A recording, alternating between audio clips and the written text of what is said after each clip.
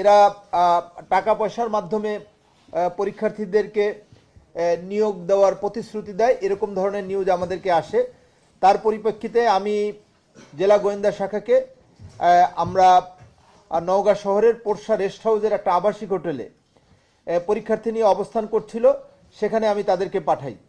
Police সুপারের নির্দেশনায় জেলা গোয়েন্দা শাখা এবং অন্যান্য গোয়েন্দা সংস্থার তথ্যের ভিত্তিতে আমরা প্রতারক চক্রের 2 জন সহ সানশাইন আটা ময়দা সুজি ভালোবাসায় তৈরি ভুয়া পরীক্ষার্থী অভিভাবক সহ আমরা জেলা গোয়েন্দা শাখা কর্তৃক আমাদের 9 জন অ্যারেস্ট হয়েছে।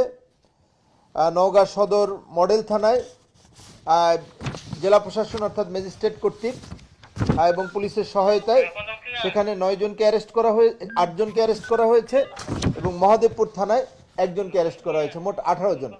এদের প্রত্যেকের বিরুদ্ধেই পাবলিক পরীক্ষা নিয়ন্ত্রণ আইন অনুযায়ী তাদের বিরুদ্ধে আইনানুগ ব্যবস্থা গ্রহণ করা হবে।